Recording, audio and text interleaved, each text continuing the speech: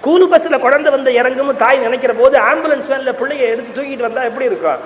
வரும் வரும் என்பது தாய்க்கு இருக்கிற தனிப்பெரும் தவிப்பு. இந்த சோகத்தை உண்டாக்கவே கம்பன் அந்த வார்த்தையை போட்டா. வரும் அல்ல, வரும் வரும் என்று தழைக்கின்ற உள்ளத்தாள் முன்.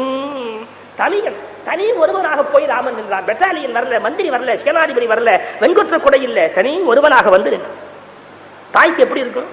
அப்படி யோசிச்சாளா? வால்மீகி சொன்னார், இன்னும் பட்டாபிஷேகத்துக்கு பிள்ளை இனிமேதான் போறான் போல் இருக்கு, அதுக்குள்ள சாப்பிடுறதெல்லாம் சாப்பிடலாமேன்னு பெற்ற தாய்க்குரிய தவிப்போடு அவ இதை சாப்பிடு அதை சாப்பிடுன்னு தவித்தான். விரதம்னா பழம் சாப்பிடலாம் இல்லையா? குழந்தையை சாப்பிட வைத்து பார்ப்பதுதானே தாயினுடைய கடமை. அந்த தாய் குழந்தை சாப்பிட்டுமேன்னு தவித்தாள். உட்காருன்னா ராமன் உட்காரல. அது சரி, உனக்கு சிம்மாசனம் காத்திருக்கிற போது இந்த ஆசனத்துல உட்காருவியா? ராமன் சிரிச்சுக்கிட்டே சொன்னான், எனக்கு தர்பையில் அல்லவா ஆசனம் காத்திருக்கிறது.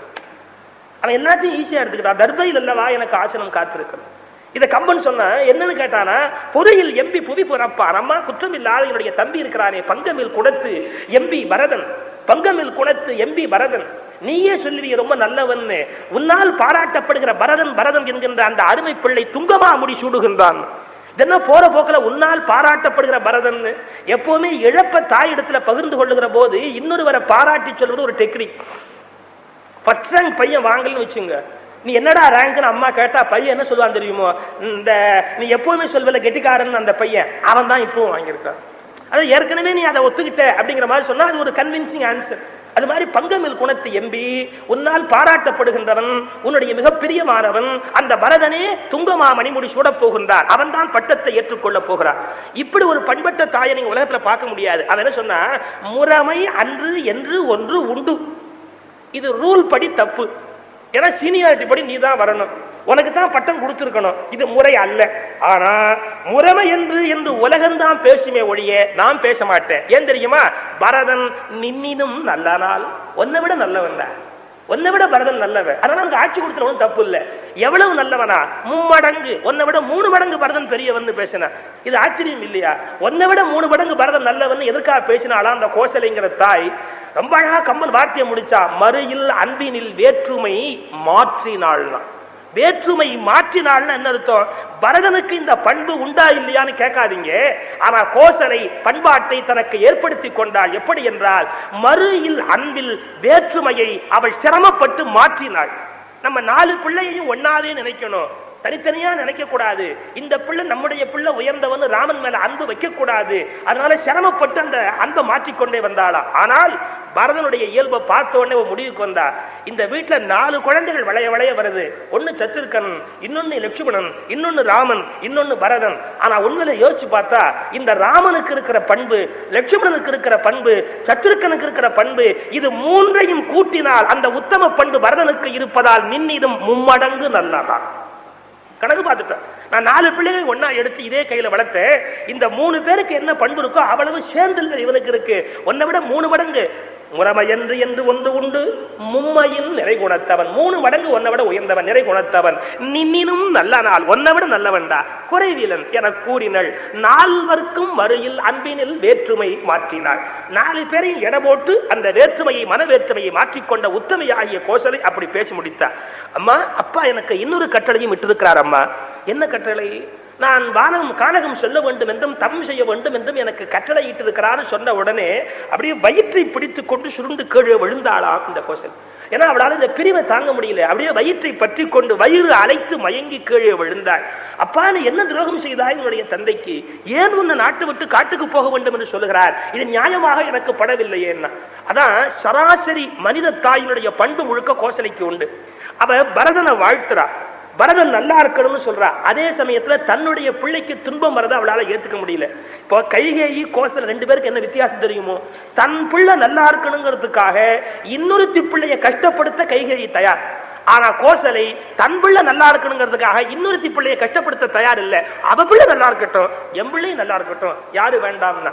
இவர்கள் எல்லாம் தூக்கி சாப்பிட்டவ சுமித்திர. ஏன் தெரியுமோ? தன் பிள்ளை நல்லா இருக்கணும்னு அடுத்தவ பிள்ளைய காட்டுக்கு அனுப்பியவள் கைகேயி, அடுத்தவள் பிள்ளையும் நல்லா இருக்கட்டும், என் பிள்ளை ஏன் காட்டுக்கு போகணும்னு கேட்டவள் கோசலை. அவர்கள் பிள்ளை நல்லா இருப்பதற்காக என் பிள்ளைகள் காட்டுக்கு போனா குற்றம் இல்லை என்று எண்ணியவள் சுமித்திரை. அவளுடைய பண்பாடு யாருக்கு வரும்? அவா பிள்ளை நல்லா இருக்கணுங்கிறதுக்காக என் குழந்தைகளை கொடுக்க நான் தயாரா இருக்கிறேன், என் குழந்தை காட்டுக்கு பின்னாடி போட்டோம்னாலே. சுமித்திரையினுடைய பண்பு உலகத்துல இந்த 2 பேர் கூட வராது. கோசலையும் கைகையும் தூக்கி சாப்பிட்டவ சுமித்ரை. இவன் என்ன சொல்றாரு? என் பிள்ளை எதுக்காக காட்டுக்கு போகணும்? வால்மீகி யதார்த்தமா பாத்திரங்களை படைப்பார். அதுல மிகை இருக்காது.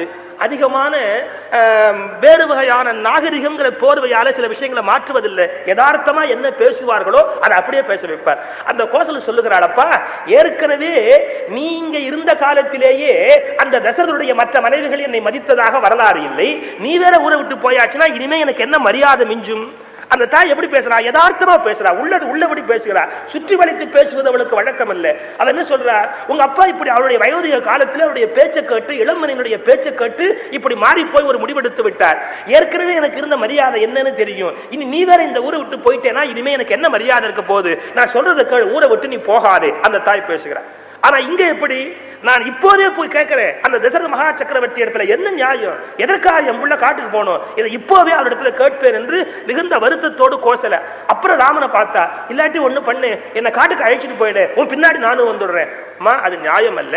அப்பா வால்மீகத்துல அப்பா நொந்து போயிருக்கிறார். அப்பாருக்கு உதவியா இருக்க வேண்டிய பொறுப்பு உன்னுடையது. நல்ல உயர்ந்த கற்புள்ள மனைவி கணவனை பிரியாமல் இருந்து சேவை செய்ய வேண்டும். ஆகையினாலே நீ அப்பாவுக்கு உதவியா இருந்து சேவை செய்.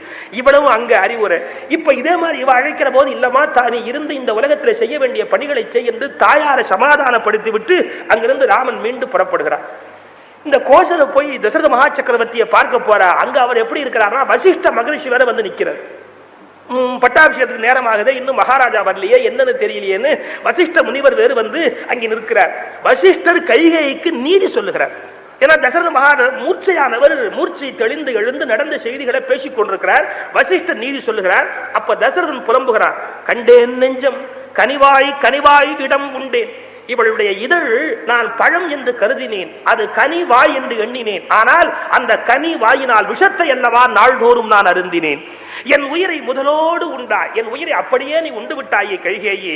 பண்டே எரிமுன் உனை பாவி தேவியாக கொண்டே நல்லேன், வேறு ஓர் கூற்றம் தேடிக்கொண்டேன். முன்ன அக்னி சாட்சியா உன்னை கைப்பிடிச்ச போது நான் மனைவின்னு ஏற்றுக்கொண்டேன் நினைச்சேன். எனக்கு அப்ப தெரியாம போச்சு, ஒரு யமனை அல்லவா நான் திருமணம் செய்து கொண்டேன், வேறு ஓர் கூற்றம் தேடிக்கொண்டேன். உன் இதழ்களில் நான் உண்டது அமிர்தம் அல்ல விஷம் என்பதை இப்போது நான் நிரூபித்து விட்டேன். இன்னும் உன்னுடைய பிள்ளைக்கு தான் பட்டாபிஷேகம் என்பதில் உறுதியாக இருக்கிறாய். கவலைப்படாதே, உன் பிள்ளைக்கு பட்டம் கட்டு. உன் பிள்ளைக்கு பட்டம் கட்டுகிற போது, சடங்கு தொடங்குகிற போது ஒரு மங்கள கயிறு கையிலே கட்ட வேண்டும் அல்லவா? காப்பு கட்டுதல் என்று ஒரு காப்பு கட்டுவது வழக்கம் உண்டல்லவா? உன் பிள்ளைக்கு பரதனுக்கு நீ காப்பு கட்டுவதற்கு மஞ்சள் கயிறு வேண்டும் என்றால் அவசரப்பட்டு தேட வேண்டிய அவசியம் இல்லை. உன் கழுத்து தாலியை அறுத்து உன் பிள்ளைக்கு கையிலே காப்பாக கட்டுங்க. பழிக்கு நானாய், பழிக்கு நானாய், உனக்கு வெக்கம் கிடையாது. பழிக்கு நானாய் மானா பாடி, உன்ன மாதிரி பாவி உலகத்தில் உண்டா? பழிக்கு நானாய் மானா பாவி, இனி என் பல உன் கழுத்தின் நான், உன் மகற்கு காப்பின் நான். அப்ப கூட இவ மனசு இறங்கவே. திரும்பி வசிஷ்டரை பார்த்தா, இனி இவள் என் மனைவி இல்லைன்னா, இந்த வார்த்தையை கேட்டவ மாறலன்னா அப்புறம் எப்படி மனைவி? கொள்ளேன் இன்றே இவள் என் தாரம் அல்லல் துறந்தேன், இவள் இனிமேல் என் மனைவி அல்ல. மன்னே ஆவான் வரும பரதன் தன்னையும் மகன் என்று உன்னேன். ராஜ பதவிக்கு வரப்போறானே பரதன், இந்த வினாடியில இருந்து அவனும் என் பிள்ளை இல்ல. மன்னே ஆவான் வரும பரதன் தன்னையும் மகன் என்று உன்னேன், அவனும் ஆகான் உரிமைக்கு என்றார். அப்படியே கண்ணீர் வழிய வழிய கழுக கைகேசிக்கு நாட்டை கொடுத்த வள்ளல் தனம் என் உயிரை மாய்க்குவை என்று அழுது கண்ணீர் வழியாகவே தன் உயிரை போக்கி தசரத மகா சக்கரவர்த்தி பூமியை விட்டு பிரிந்து போகிறார். ஒரு சின்ன விஷயம், இந்த பிரிகிற சந்தர்ப்பத்தில் தான் கோசலை அவருடைய நியாயங்களை எடுத்து சொல்லாமல் வந்து இந்த காட்சியை பார்த்து பரிதவிக்கிறார். அந்த கோசல மடியிலே கிடந்தபடி தன் பழைய வரலாற்றை சொல்லிவிட்டு பிறகு தசரத மகா சக்கரவர்த்தியுடைய உயிர் பிரிவதாக காவியத்திலே கதையை அமைத்திருக்கிறார் கம்பன். அப்ப தசரதர் சொன்னாரா தன்னுடைய பழைய வரலாறு.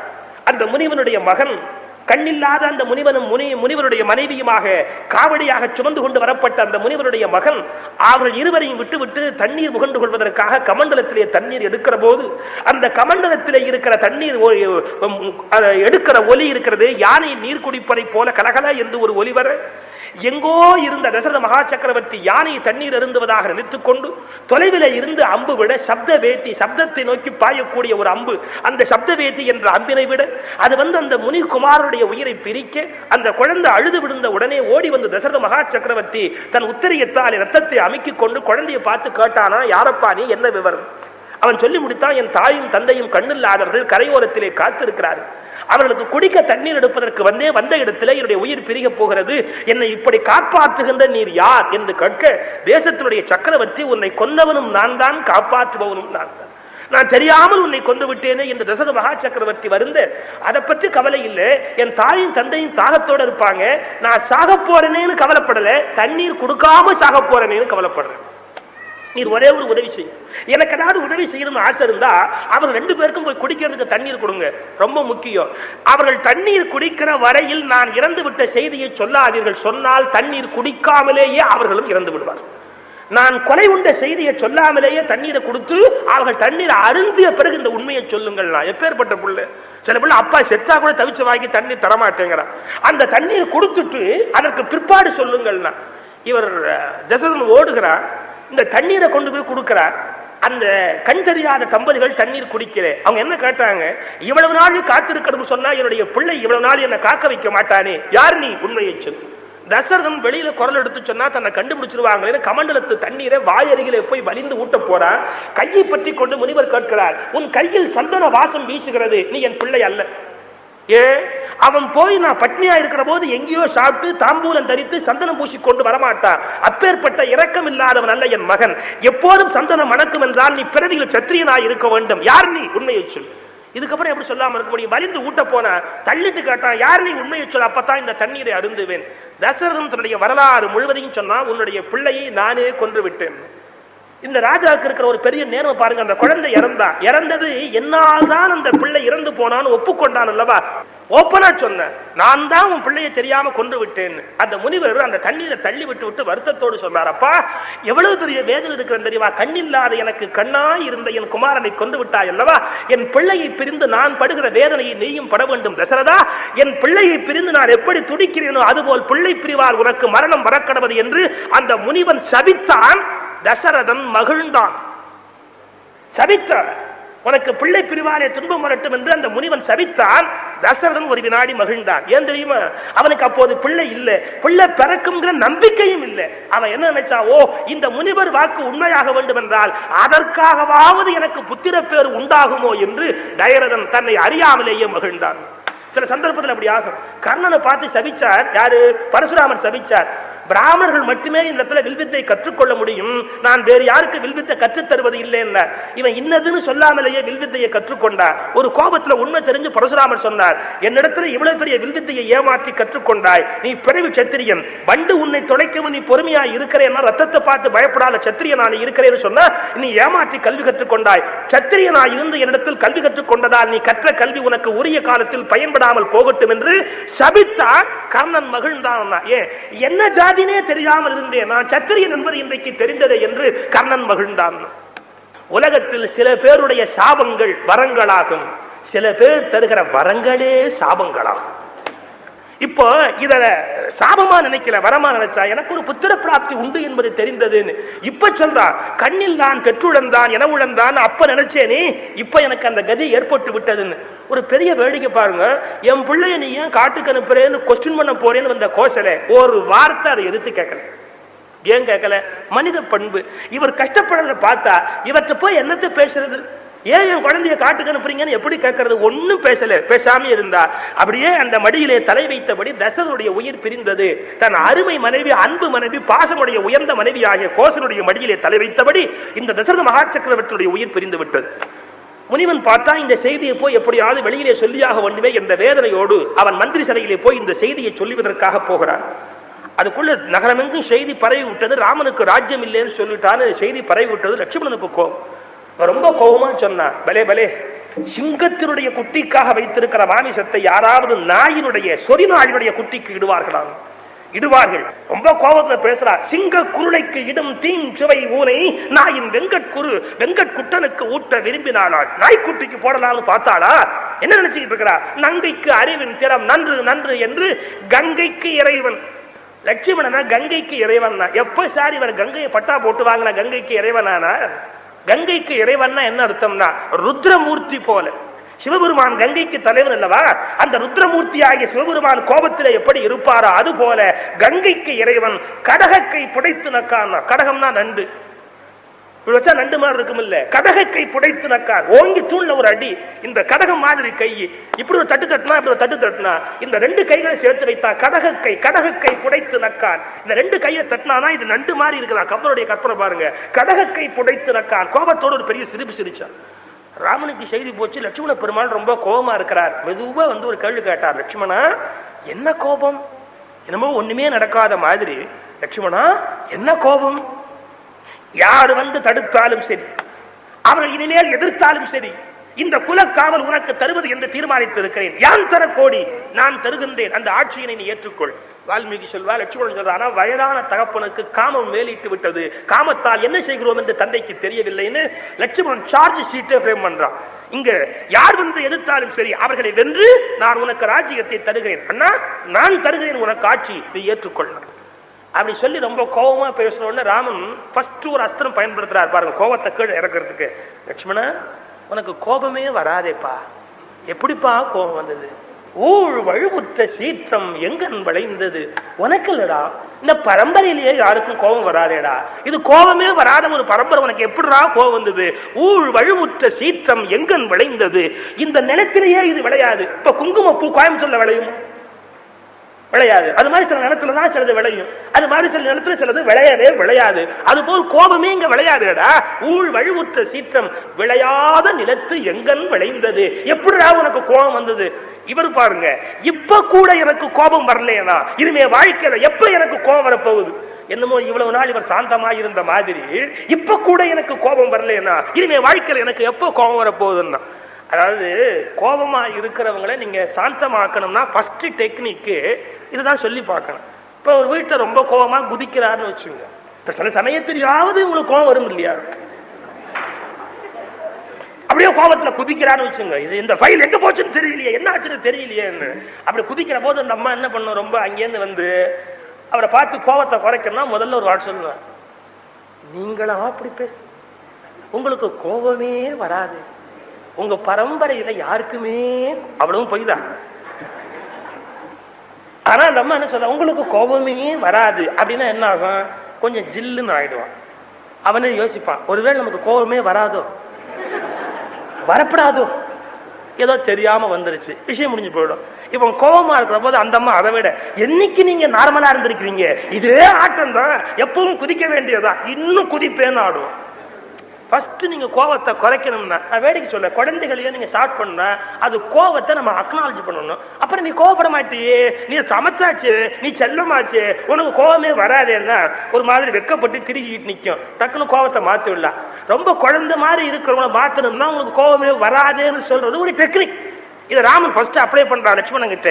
ஊழ் வழுவுற்ற சீற்றம் உனக்கு எங்கன் விளைந்தது. இவர் பாருங்க, இப்போது கூட எனக்கு கோபம் வரவில்லை என்றால் இனி வாழ்க்கையில் எப்போது வரப்போகிறது?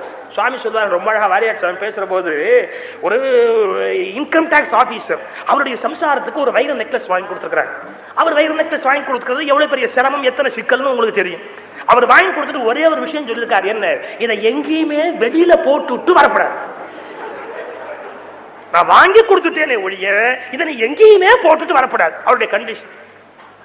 அந்த அம்மா சரின்னா இவர் எங்கேயோ போயிட்டு மச்சினர் கல்யாணத்துக்கு இவர் இறங்கி இருக்கிறார். இந்த அம்மா ஊர்ல இருந்து புறப்பட்டு நேரா மச்சினர் கல்யாணத்துக்கு, தம்பி கல்யாணத்துக்கு வந்துட்டாங்க. வரபோது பார்த்தா வைரம் நெக்லஸ் மினி மினி மின்னு மின்னுது. இவர் கேட்டார், ஒருத்தர் எத்தனை தடவை படிச்சு சொன்னேன், நான் இதை வாங்கி கொடுக்குறேன், ஆனா இதை போட்டுட்டு எங்கேயுமே வரப்படாதுன்னு சொன்னா இல்லையா? அந்த அம்மா என்ன சொல்லுவா, இங்க கூட போடாட்டி இனிமே நான் எங்க இதை போட போறேன்? அவ இதுதான் அதுக்கு ஒரு ஆப்பர்ச்சுனிட்டி முடிவு பண்ணி வச்சிருக்கா பாருங்க. இதுதான் அதுக்குரிய ஆப்பர்ச்சுனிட்டி. என் தம்பி கல்யாணத்துல போடாம நான் என்னைக்கு போட போறேன்? அப்படி இருந்துதான் என்ன, இல்லாச்சுதான் எனக்கு என்ன, இதை விட வேற என்ன ஆப்பர்ச்சுனிட்டி? அந்த அம்மா எப்படி புலம்பு வாழும். அது மாதிரி லட்சுமணன் சொன்னாரா, எங்கிட்ட இருக்கிற கோபத்தை நான் இப்ப கூட பயன்படுத்தாட்டி இனிமே வாழ்க்கையில எப்பதான் பயன்படுத்த போறேன், இன்றுதான் அதை பயன்படுத்துவது என்று தீர்மானித்து விட்டு இதை தவிர வேற வழியை. ஏன்பா, அரசு குற்றம் செய்து விட்டது, அதனால் அந்த அரசனுடைய குற்றத்தை நீக்கி உனக்கு ஆட்சியை தருவதற்காக இந்த காரியத்தை செய்து